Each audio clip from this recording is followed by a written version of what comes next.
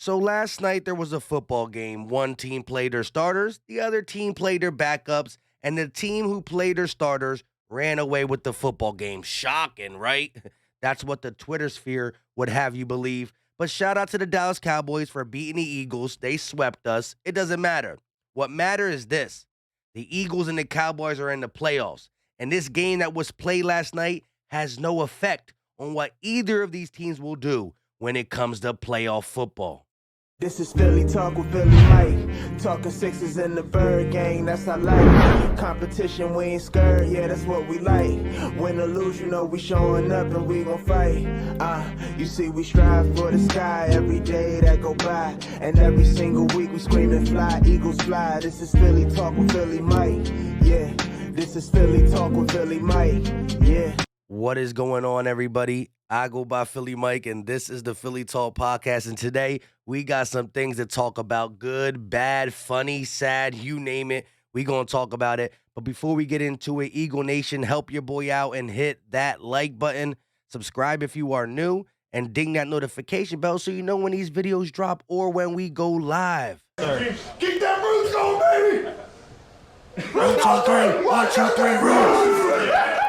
Nothing changes. We still are in the playoffs. First-year head coach, first-year quarterback, new regime, and we are in the playoffs with a lot of good things ahead of us. Shout out to Jason Kelsey for still starting this game, playing the first 2 snaps or 1 snap, so he continues that 122nd career consecutive starts, which is 3rd active in the NFL. Now, before we get into the Eagles news and stuff like that, because I want to talk about what the heck was Nick Sirianni doing on the sideline. He was cursing at somebody on the headset, and it was when the game was close. It was 10-7, and he was letting somebody on the Eagles have it. I want to know who you think it was down in the comment section, but let's look at this Orlando Scandrick dude. I mean, he really tweeted this before the game. One thing is to like the Cowboys and talk about the Eagles losing to the Cowboys while the game is going on.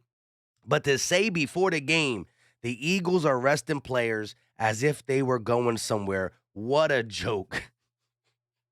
I mean, this guy doesn't give up. He hates us for a couple reasons. Because he probably got beat up in the locker room by Malcolm Jenkins, probably by a bunch of other people too. He goes on a show to discuss the Cowboys and the Eagles, and he thinks he's going on Undisputed to be treated like an equal. He wears a tie. He tries to look all professional. And Shannon Sharp completely puts this man on blast. Pretty much is like, he's like flinching throughout the whole segment. I can't put that whole segment on, but definitely go on YouTube and type in Shannon Sharp, Punks, Orlando Scandrick, and you can see it all. But I'm going to show you the last part. This guy is frustrated. Shannon Sharp completely made him sound stupid. This is the very last part of it. They brought Orlando Scandrick in to try to shore up that defense, and he's sitting here to talking shore up the defense, though, because they the had back injuries. end. Okay. Oh my God. Go ahead. Oh. Let's get tipstick. Oh, my God. Oh, my God. Why did I come on the show? This is why he has such a vendetta for Philadelphia. One, we cut him because he was absolutely garbage, and we only brought him in because we were in a time where we just needed a body. But somebody's not always a body, right? He was clueless, right? Just absolutely clueless when he played for us. And so he's still over there hating. We gonna let him hate. It doesn't matter at all. Now, I want to get into this Nick Sirianni being mad thing. Listen, you can't really hear it, but I'm not the best lip reader in the world, but you tell me what you think he's saying. I think he's telling somebody to shut the bleep up. Here it is right here. It's going to play double time. So he's on the sideline. I think he says shut the bleep up right now. Look at it. Shut the bleep up for real. It's either right now or for real. But the score is 10-7. What could have got this man this mad to be saying it? One more time. I mean, you tell me what he's saying. And I don't understand because, like I said, the score is 10-7. Everything it is, everything's everything. Now, I want to talk about Jonathan Gannon's defense, but I'm going to save that for a little bit later because it was backups. We got to understand that. And what got me a little scared is it did look like the beginning of this season, the scheme he was running in the beginning of the season where we couldn't stop any quarterback that was C+ or B- and above. Now, I'm going to hold my hat to he had to play that scheme because of all the young practice squad, backup players who can't communicate. So I'm banking and I'm praying that he played this way because of who was out there. And he won't play that way once we get the starters out there. But in the back of my head, I did see that same scheme week 1 through 5. Was that because the starters were new and couldn't get communication right and stuff like that? I don't know. But that is still scary. We got all week to figure out who our opponent is and talk about that. But let's look at something I said on Twitter because, yeah, I put this out there just to let all the Cowboy fans know. Just a reminder to Dallas Cowboys fans, this is our backups, #Eagles. And you can see 99 retweets. Shout out to the 354 people that liked it. That's Eagle Nation who hit the like button. And we do have some retweets from Eagle Nation, but half them 99 tweets are Cowboy fans upset, trying to get me to respond. And I'm just laughing like, bro, do y'all realize y'all been coming at me now for 15, 16, 17 hours?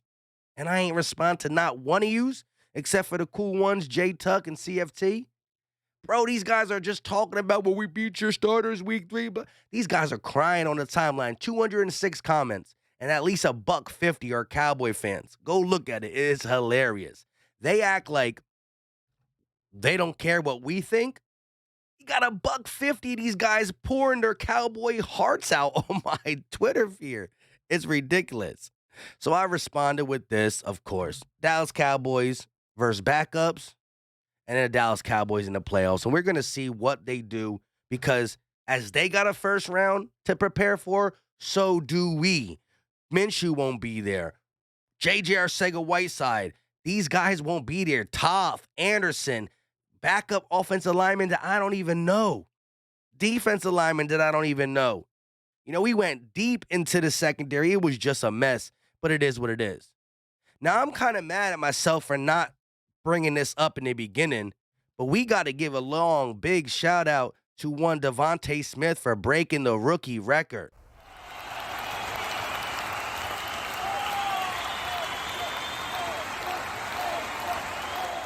916 yards for Devonta Smith in his rookie season in a scheme that wants to be heavy with the run. So shout out to him. Volume's going to come as him and Jalen Hurts grow in their connection. But 916 yards ain't nothing to joke about when the Eagles haven't been able to get receivers to even come close to that when they are veterans, let alone a rookie in a run-first scheme with a new quarterback, new coach, able to go out there and show that the NFL was not too big for him. So shout out to the one and only Devonta Smith. I mean, you got to love it. You got to respect it. And I can't wait to see more. Now, when I look at this game, what is there really to diagnose besides the scheme on defense? That is the only thing I'm really trying to see. But we are 8 minutes in, and that's what we're going to finish this video out for. I do want to play this video of J.J. Arcega-Whiteside. J.J. Arcega-Whiteside, I got to play this video. Look how horrible that catch was. I mean, look at this. He gets the separation. This is what we thought he could do. It went right through the belly of him. Look, through his hands, through his belly, through his legs.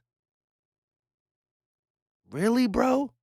I'm not spending too much time on that, but that is the definition of receivers we draft, right? Jalen Reagor, J.J. Arcega-Whiteside. You know, we had Nelson Aguilar.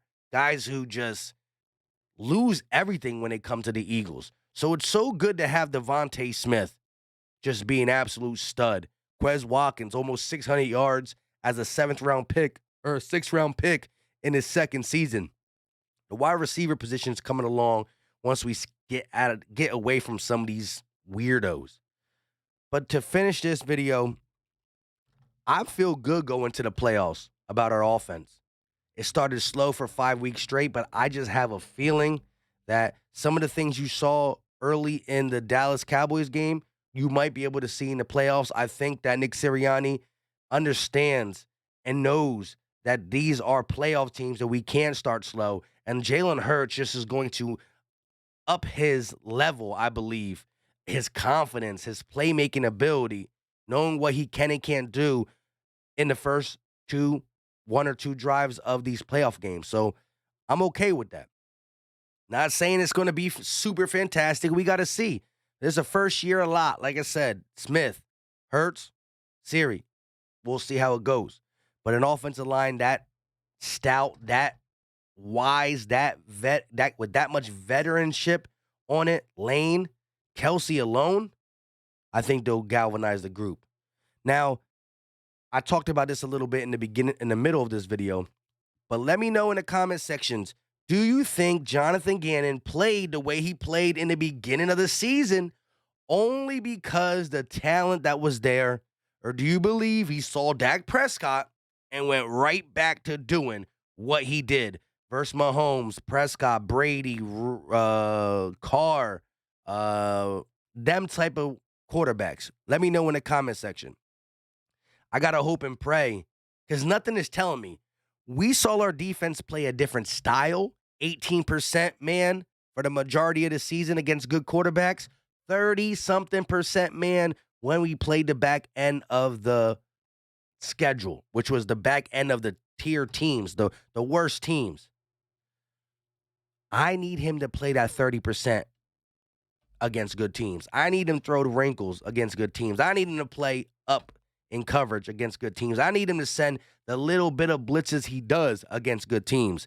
And so knowing what I knew from the first half, knowing what I know from the second half, finally seeing a good quarterback go against us with all backups, he resorted back to the first part of the season.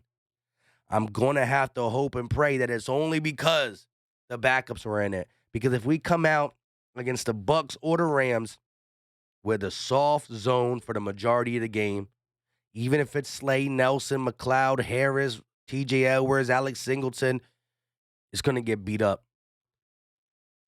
Teams throw the ball the shortest distance against our defense for the simple fact it's an easy completion, and then these guys in the NFL know how to get yards after the catch, and they just continue to exploit us.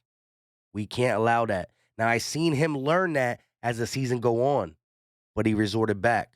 It gotta be just because we had Kerry Vincent, McPherson, Josiah Scott, blah, blah, blah, blah, blah out there. Let me know what you think in the comment section. Eagle Nation, this is Sunday. It's not Monday.